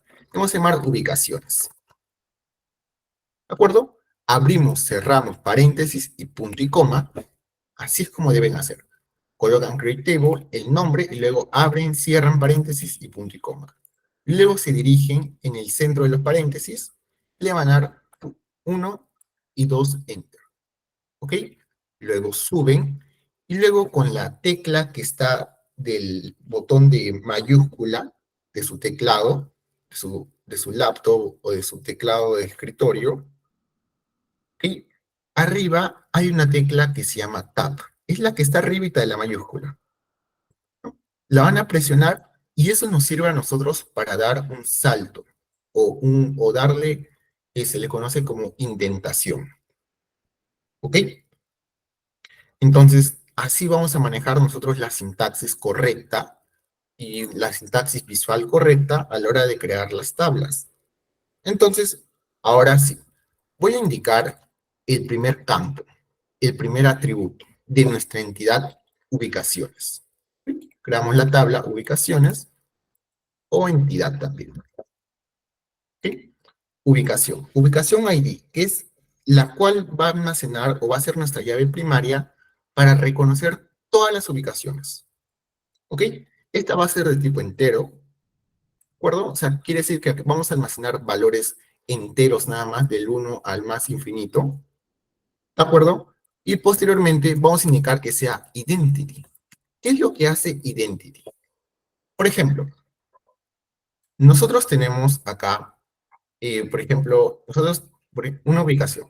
Imaginemos que nuestro registro sea 1 y, por ejemplo, local 1. ¿Ok? Y luego tengamos otro registro, local 2, 3, local 3, ¿no? Y si así tenemos 10 registros, vamos a hacer así, ¿no? Vamos a insertar el ID y luego vamos a colocar local 4, el nombre del local, ¿no? Vamos a colocarlo acá. ID y luego el nombre del local, ¿no? En cambio, yo estoy colocándolo manualmente, ¿no? El ID estoy colocándolo manualmente. El nombre local, obviamente tengo que colocarlo manualmente, pero el ID ya no es necesario que se coloque manualmente. Nosotros cada vez que hacemos un enter, se puede colocar automáticamente el número 6, otro enter el 7, otro enter el 8, otro enter el 9, otro enter el 10. De manera automática se va a generar este campo. ¿Y cómo se genera de manera automática? Con el identity. El identity indica autoincremento. Va a autoincrementar, va a iniciar en 1, ¿ok? Y va a aumentar de 1 en 1. Eso es lo que significa. Que no vamos a necesitar ingresar una ubicación ID, simplemente los demás campos. ¿Okay? Este va a ser un tipo de dato primary key. ¿Okay? Este va a ser su constraint. ¿Okay? Los constraints son las restricciones. Tenemos un curso, un capítulo completo de constraint para ver cómo se utiliza, ¿no? Tenemos el constraint de primary key. También tenemos un campo que se va a llamar nombre. Este nombre va a ser tipo varchar, ¿ok? Y le vamos a dar una longitud, por ejemplo, de 100. Vamos a aplicar otro constraint que significa not null. El not null es para que indique que este campo no va a aceptar valores nulos, ¿ok? Pero ¿qué pasaría si es que es not null, pero me acepta un valor nulo? Hay algunas situaciones en las que, a pesar de que nosotros ponemos not null, aún nos acepta valores nulos. Esas son situaciones más peculiares, ¿no? Son situaciones en específico. Al menos en esa clase lo vamos a poder ver. Ahí tenemos que agregar algunas políticas, ¿no? Luego tenemos un campo más que se llama capacidad. O sea, si es un evento, ¿ok? Es un lugar de tener cierta capacidad. Entonces, esta capacidad es un valor entero, que es not null también. Luego tenemos, por ejemplo, de que si está o no está disponible local, ¿no? La ubicación. Si está disponible o no. Esta va a ser de tipo bit. ¿Por qué? Porque el bit, ¿qué significaba? Recuerda, tipo booleano, ¿verdad? Verdadero o falso. El 0 era verdadero y el 1 era falso. Entonces, si es que está disponible o no, es conciso decir que sea de tipo bit. Si no va a devolver true, uno va a devolver false, ¿no? Eso también tiene que ser de tipo not null. Ok, ahora vamos a generar un constraint. Un constraint significa una restricción. ¿Ok? Este constraint va a indicar que, por ejemplo, la capacidad de la ubicación, esta capacidad no sea menor a cero, ¿no? Tiene que ser mayor a cero sí o sí, porque no puede haber una capacidad que sea negativo. La persona puede equivocarse y colocar un número negativo, ¿ok? Entonces, pero nuestra base de datos debe estar ya estructurada para evitar recibir estos datos, ¿no? A esto se le conoce como manejar la integridad de los datos de la base de datos, ¿ok? Hay muchas herramientas y muchas estrategias para nosotros manejar la integridad de la base de datos. Ahora, una de esas es utilizar un constraint, en este caso un check, ¿no? El CHK, y vamos a indicar el nombre de la tabla, perdón, de la entidad, ¿no? Check, CHK viene a ser como una abreviatura de check, el nombre del guión abajo, la tabla, y luego guión abajo, otra vez, el campo que va a hacer referencia, capacidad, ¿no? Así como nosotros generamos un constraint, pero ahora necesitamos indicarle qué tipo de constraint es. Esto de acá es el nombre del constraint. Este es un constraint explícito. Nosotros podemos generar constraints explícitos e implícitos. Por ejemplo, podríamos colocar acá en capacidad de frente, check, check, ¿no? Y lo que vamos a completar acá también. Por ejemplo, vamos a chequear o vamos a verificar que el campo de capacidad sea mayor a cero. Si es que no es mayor a cero, no vas a permitir que ingrese un valor. ¿Ok? Entonces, pudimos haber colocado esto también acá. Esto sería un constraint implícito y esto sería un constraint explícito. ¿Ok? Hay otra forma de colocar un constraint implícito de forma explícita, ¿de acuerdo? Pero eso es otro capítulo. Sin embargo, nos vamos a quedar únicamente con el constraint explícito. Bueno, tenemos acá nuestro constraint, nuestro nombre de constraint, el tipo de constraint y, bueno, lo que va a chequear, ¿no? Ahora, ¿por qué colocamos un nombre a un constraint? Porque nosotros al trabajar con bases de datos mucho más grandes, trabajamos con los llamados índices. Entonces, los índices trabajan con mucho el nombre de los constraints. Entonces, para generar una base de datos mucho más eficiente que rinda para un trabajo o un proyecto más grande, entonces necesitamos definir muchas otras situaciones. En este caso, definir el nombre de un constraint. ¿De acuerdo? Entonces, tenemos acá, ¿no? Y con esto sería suficiente. Tenemos ya la tabla de ubicaciones. Vamos a generar también otra tabla. Por ejemplo, una tabla, ya tenemos el local. ¿De dónde vamos a sacar el locales? Ahora vamos a generar una tabla para los eventos. O sea, ya, las, por ejemplo, el evento, eh, por ejemplo, cómo se va a ver en el evento, cuándo va a ser la fecha del evento, dónde va a realizarse el evento, ¿no? ¿Cuál va a ser la descripción del evento, ¿no? Entonces, ya vamos a crear eso, ¿no? ¿Ok? Entonces, vamos a crear una tabla llamada eventos. Otra vez, ¿no? Abrimos, cerramos, y punto y coma. Dos enter y un tabulador, ¿no? Y acá otra vez, evento ID. Este va a ser de tipo INT, de tipo entero, identity, ¿no? Que se va a autoincrementar de uno en uno y va a empezar en uno de forma automática. Este es un primary key, ¿no?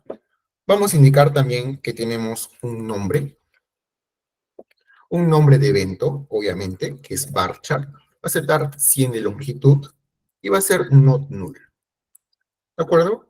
También tenemos la fecha del evento, que va a ser de tipo date, not null, ¿ok?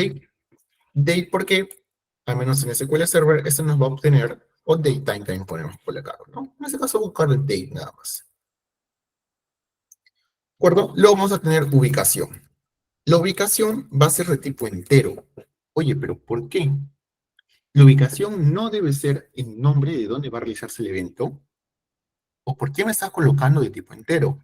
Y encima no solamente de tipo entero, sino que sea not null. ¿Por qué? Porque la ubicación, vamos a realizar una relación con la tabla de ubicaciones. Y recuerdan lo que les había mencionado, que si vamos a realizar una relación entre dos tablas, el campo que tiene que tener el mismo nombre. Si acá la llave primaria ubicación ID está así, acá en nuestra tabla eventos tiene que tener el mismo nombre, ubicación ID, pero acá ya no es ya no es nuestra llave primaria, simplemente es un atributo más.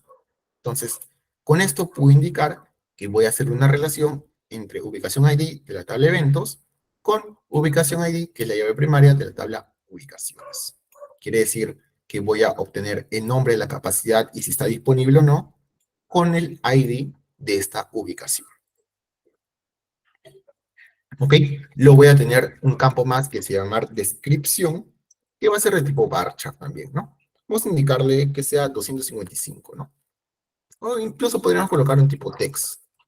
Sin embargo, yo me siento mucho más cómodo, la verdad, trabajando con los varchar y no con los text, porque los text son muy fluctuantes, la verdad. Entonces voy a indicar que la inscripción también sea no, no, perdón.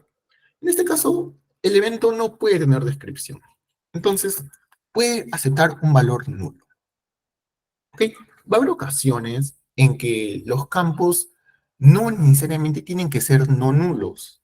En algunas situaciones nosotros podemos indicar, ok, si no quieres agregar nada, ya ves, no son datos opcionales nada más.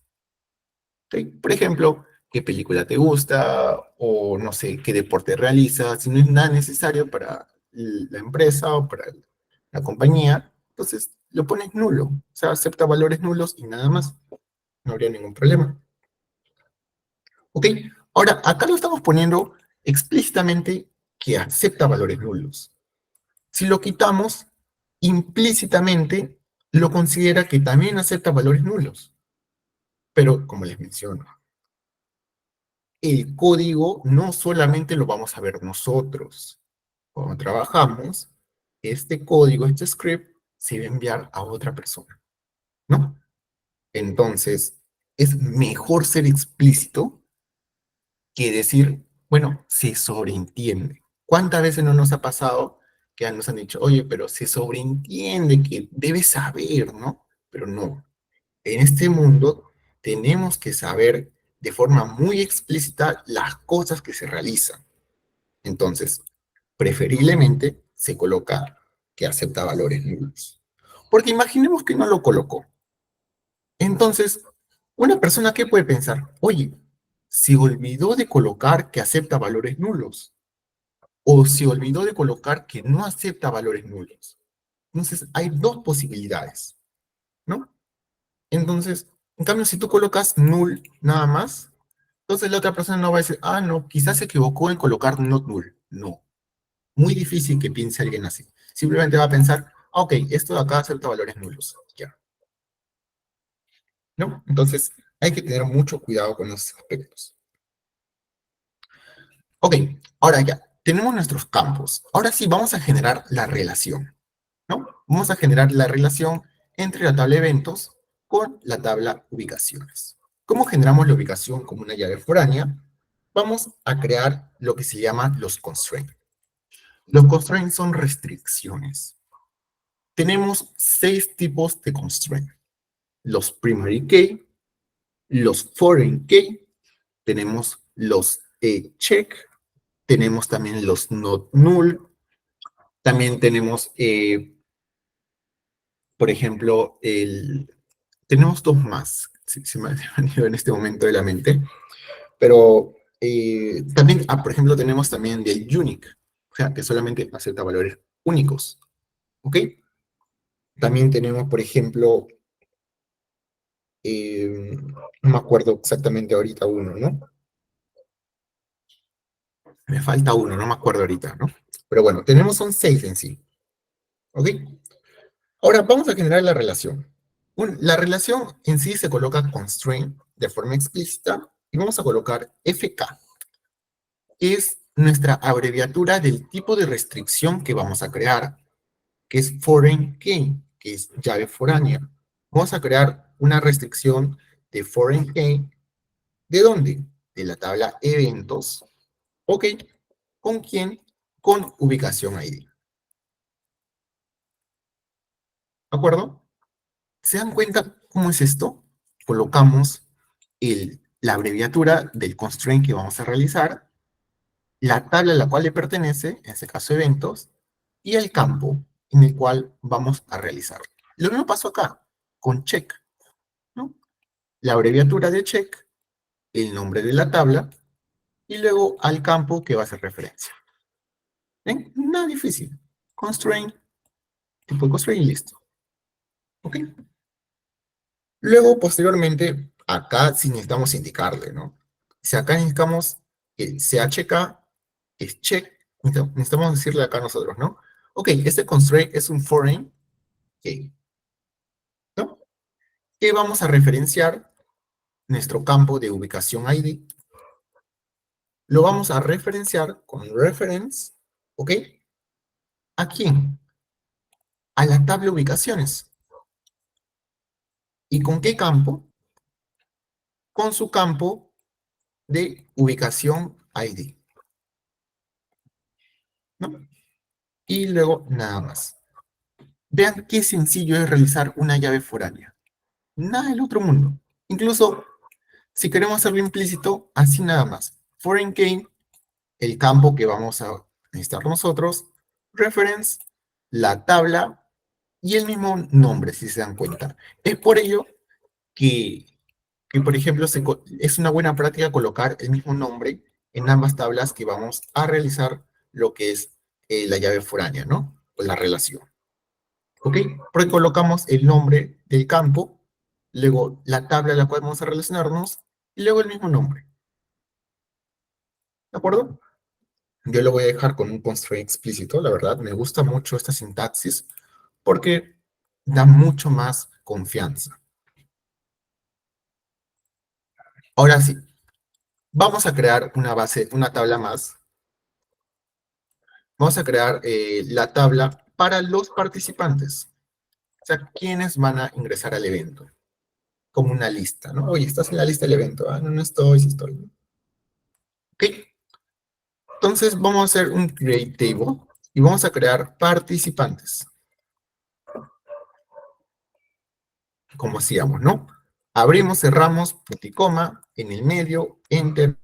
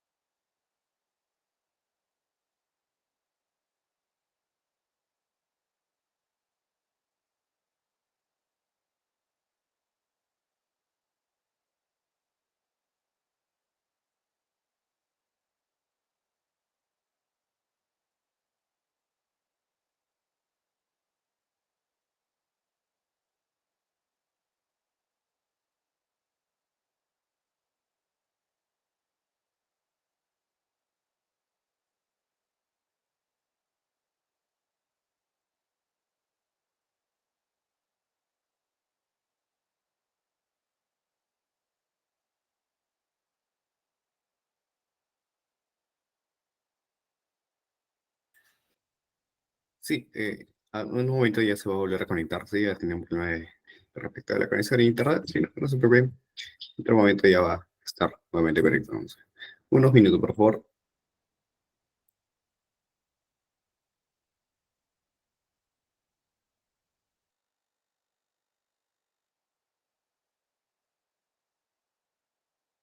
Más bien, aprovechar este espacio de tiempo para mencionarles que para aquellos que aún no han completado el registro, pueden hacerlo ahora, sí. Estamos aquí recopilando la información de todos los que están solamente registrados. No se olviden que también, al igual que el curso de Java, vamos a estar sorteando 2 becas completas de este curso de SQL Server totalmente gratuitas.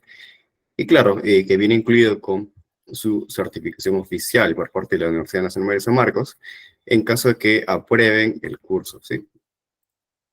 Y además también va a haber ciertos descuentos, digo, ya lo saben, algunos de los que han estado presentes en el curso de Java, ¿sí? Entonces, dicho ello, unos minutos, por favor, vamos a hacer las condiciones para que el docente a cargo nuevamente se reconecte.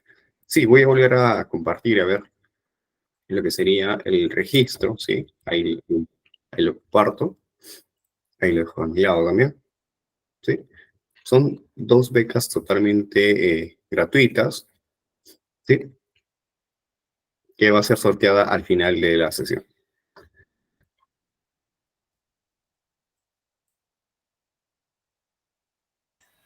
No, todas las clases son totalmente virtuales, grabación incluida, sí, todo el material es de manera remota, virtual. Ahí está el docente a cargo, ya se acaba de reconectar.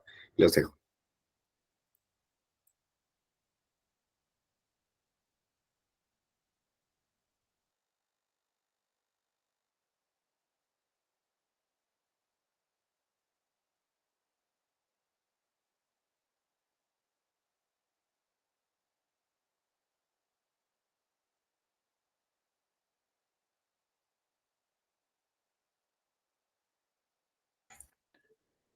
¿Se me puede escuchar bien? Disculpen. Sí, sí, Sí, estimado ya docente, puedo sí, sí. confirmar. De acuerdo. Me disculpo, la verdad. Siempre tengo problemas con internet y hoy no ha sido la excepción. Ok. Eh, Espero que no se me esté yendo, que la verdad está muy inestable, incluso mis datos. Así que ok, vamos a tratar de hacer la clase.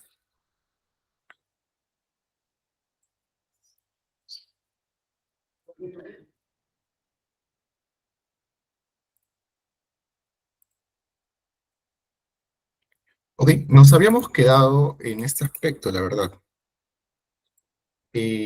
Habíamos visto cómo estar acá, ¿no?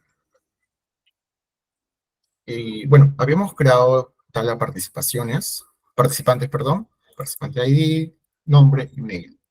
Pero recuerdan hace poco cuando estuvimos hablando sobre las relaciones, por ejemplo acá, ¿no? En correo. Yo había indicado algo bien peculiar. Por ejemplo, el correo, ¿nuestros correos son repetibles? No, ¿verdad? Nuestros correos son de carácter único. Entonces, SQL Server nos permite a nosotros utilizar una restricción en los correos. Específicamente un constraint que se va a llamar unique. Entonces, su sintaxis o su abreviatura es UQ, ¿ok? Y otra vez, el nombre de la tabla, guión abajo, y al campo que va a hacer referencia. Cosa sencilla. ¿Se dan cuenta? Y voy a indicar acá qué tipo de constraint va a ser. Unique. ¿Ok? Y luego en unique voy a indicar ahora a qué campo vamos a evitar que ingresen datos repetidos. Al campo de email. ¿No? Entonces, acá estamos definiendo, ¿no? Una restricción para el campo email de que los valores no se repitan, que todos sean valores únicos. ¿Ok? Ahora vamos a crear una tabla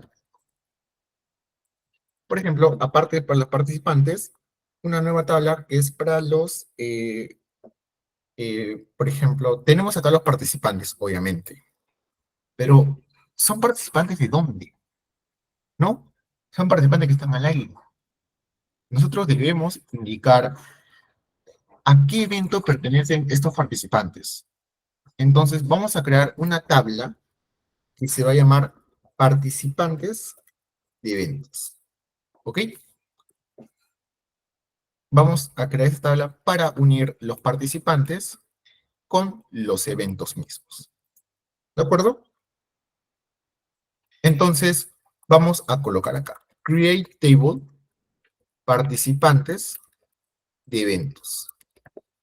Abrimos, cerramos, punto y coma, dos enter, arriba y tabulamos. ¿No? Ahora sí. Participante ID de tipo entero. ¿Ok? Luego vamos a tener evento ID de tipo entero. Un momento docente. ¿Qué ha pasado acá? En la tabla participantes, usted creó participante ID. En la tabla eventos, usted creó evento ID. En la tabla ubicaciones, usted creó ubicación ID. Pero ¿por qué acá, en participante eventos, no me creó participantes eventos ID? ¿Por qué no me creó esto? Y dijo, y no puso primary key, bueno, identity, primary key, ¿no? Aquel identity me saltó, ¿no? Es 1,1. ¿Por qué no hizo eso como los anteriores? Porque acá vamos en participante eventos, es una tabla de resumen, es una tabla de relación débil, ¿ok? Es una tabla donde se va a resumir dos tablas. Entonces, en este resumen, si bien podemos utilizar una llave primaria, nosotros debemos conocer también que una llave primaria puede estar catalogada con un solo campo, que son las llaves primarias simples, pero también puede haber una llave primaria compuesta, ¿ok? Con dos, con tres o incluso con cuatro campos, ¿perdón? Entonces, nosotros si tenemos un participante ID y un evento ID, son números que en conjunto nunca se van a repetir y nunca van a estar vacíos, ¿ok? Entonces, nosotros, estos dos valores que nunca se repiten y nunca van a estar vacíos, cumplen la regla principal de las llaves primarias, que cuáles son irrepetibles y que no aceptan valores nulos. Entonces, estas por excelencia pueden funcionar como una llave primaria compuesta. Entonces, lo de acá viene a ser algo redundante. Y nosotros, cuando hablamos de formas normales, que es una forma de reducir o, bueno, eh, darle mayor integridad de datos, ¿ok? A nuestras tablas, aplicando lo que son las formas normales, ¿no? Quitar la redundancia. ¿Ok? Para esos aspectos, bueno, son otro tipo de temas, ¿no? ¿De acuerdo? Entonces, participante ID y evento ID. Indicamos que acá un participante va a estar inscrito en cierto evento. ¿Ok? Entonces, vamos a crear un constraint. Como nosotros utilizamos, por ejemplo, cuando es una llave primaria simple, basta que coloquemos acá primary key. Sin embargo, nosotros no podemos hacer esto. No podemos hacer esto, ¿no? Porque no puede haber dos llaves primarias al mismo tiempo, al menos así no. Entonces, cuando nosotros trabajamos con una llave primaria compuesta, utilizamos o se define de la siguiente forma. Constraint, indicamos PK, que es primary key, indicamos otra vez, ¿no? El nombre de la tabla, participantes, guión bajo eventos. Nada más. El nombre de la tabla, nada más. ¿Ok? Y luego indicamos que este va a ser primary key. Ahora, este primary key vamos a colocar entre paréntesis cuáles son los campos que van a ser nuestras llaves primarias compuestas. Va a ser participante ID, coma, y va a ser evento ID. ¿Ok? Entonces, así nosotros estamos definiendo una llave primaria compuesta. Pero también vamos a indicar que estos dos valores de acá se repiten, ¿verdad? Participante ID se repite en la tabla participantes y evento ID se repite en la tabla eventos. ¿Pero por qué se repite? Como ya les había mencionado, si tienen mismos nombres, quiere decir que se van a relacionar. ¿Por quién? Por unas llaves foráneas, ¿no? Entonces, aplicamos lo mismo que hace un rato. Constraint, foreign key, indicamos, ¿no? El nombre de la tabla, guión abajo, y el nombre del campo, guión abajo. Perdón, participante ID, ¿no? Luego indicamos, ¿no? El tipo de constraint. Foreign, foreign key. Indicamos el constraint que vamos a utilizar y luego al campo que vamos a hacer referencia, participante ID, ¿verdad? Luego reference, y con quién vamos a referenciar, con la tabla, ¿no? De participantes. Y entre paréntesis, ¿a qué campo, no? Participante ID, coma.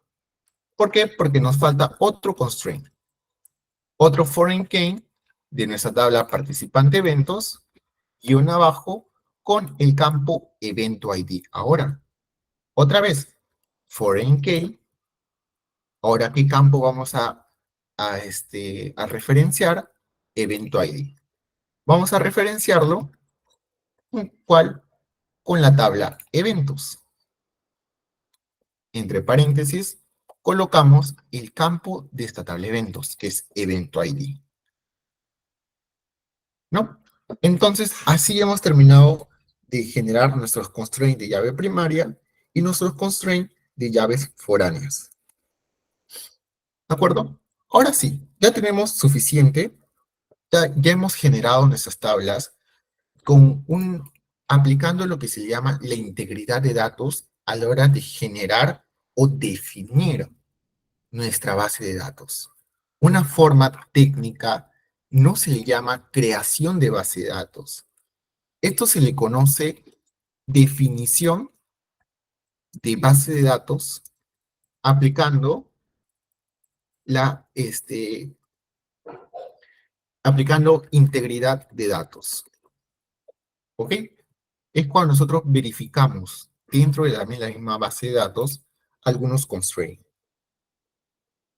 ¿De acuerdo? Esto es la definición de base de datos. Todo esto en conjunto viene a ser la definición de base de datos. Así es como nosotros debemos decirlo. Definición de base de datos, pero no solamente estamos definiendo, sino también estamos aplicando lo que se le conoce como la integridad de datos, ¿no? Verificar que no tengan ciertos valores, que únicamente tengan ciertos valores, como por ejemplo, tipo único, que verifique que sea mayor a 0, etcétera, ¿no? Entonces vamos a ejecutar todo. ¿Ok? Voy a colocar un go acá. Finalizamos todo, ¿no? Con un go. ¿Sí? Vamos a crear un go. Entonces, al finalizar cada consulta, y vamos a ejecutar todo a la vez. ¿Sí? Ok, esto ya existe, ¿no? Porque esto ya lo hemos creado hace un rato. Entonces, mire, una forma de nosotros eliminar una tabla es con drop, si bien, ¿no? Drop table gestor eventos, ¿no? ¿Ok?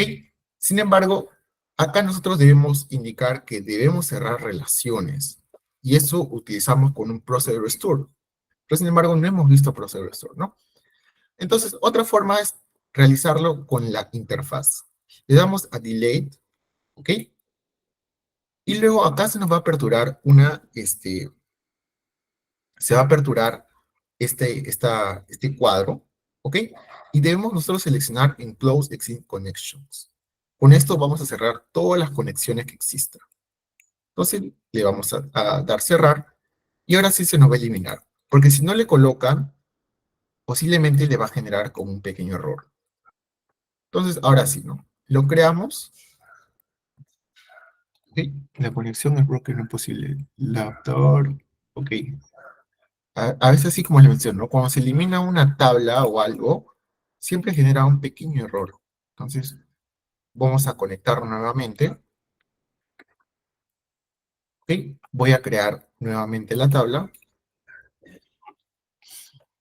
Y ahora sí, ¿se dan cuenta? Ya se completó el código. Entonces voy a refrescar la base de datos. ¿Ok? Y acá me encuentro, gestor eventos. Me voy acá a tablas, la parte de acá abajo, y dice eventos, participantes, participante eventos y ubicaciones. Ya se creó todo. ¿Ok? Pero miren, voy a eliminar la base de datos otra vez. ¿No? Voy a eliminar la base de datos. Y voy a quitar el Go. ¿No? Para que vean lo importante que es este Go. ¿No? Voy a copiar todo esto. Voy a cerrarlo. Voy a volver a conectarme. No debería hacer esto, la verdad. ¿Ok? Entonces, selecciono todo y lo ejecuto. Y me sale un error, ¿no? ¿Por qué? Porque me dice que la base de datos no existe, pero estamos creándolo. Es que, como ve que hay varios códigos, esto no lo selecciona de forma secuencial, de arriba hacia abajo, ¿no? Simplemente selecciona todo a la vez, como les había mencionado, ¿no? Entonces, no se puede realizar de esa forma. Si nosotros queremos ejecutar todo en conjunto, tenemos que poner el go al final. Para eso es el go, para indicar que, ok, hasta acá un código ha pasado y nada más. Ok, o si no, podemos crear, ejecutar uno por uno, ¿no? Gestor de eventos, esto de acá y esto de acá, ¿no? Pero si queremos ejecutar todos juntos, vamos y le damos, seleccionamos con todo el go. Ok, ahora actualizamos y vemos acá en gestor de eventos, vamos a ver ahora un pequeño diagrama que nos proporciona SQL Server, ¿sí? Que es Database Diagrams. Por ejemplo, le vamos a dar doble clic y acá nos indica que esta base de datos no cuenta, o bueno, con un diagrama de base de datos. Tú quieres crear una ahora y le voy a dar que sí, ¿no? Entonces le doy a New Database Diagram y acá me indica qué tablas quiero yo agregar a mi diagrama. Quiero eventos participantes, participante eventos y ubicaciones. Le doy a agregar. Selecciono todo, ¿no?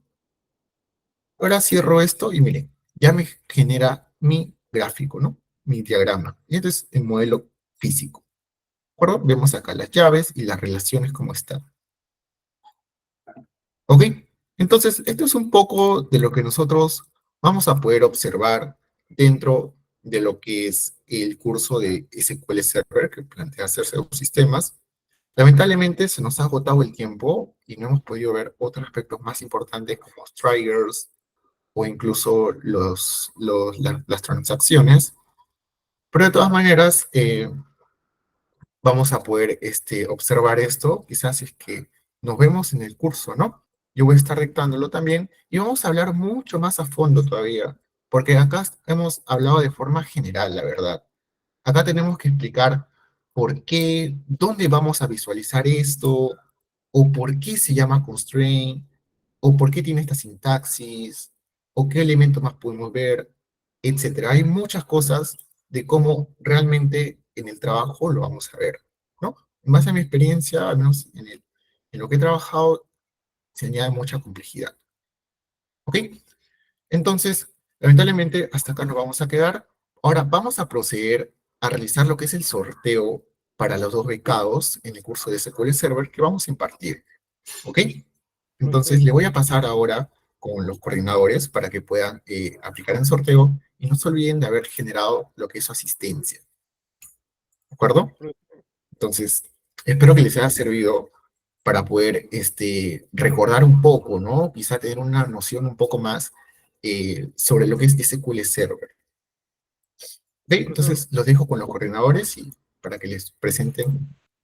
¿Sí? Un favor, ¿nos Sí, podría estimado, de pues. alguna manera facilitar el código, por favor?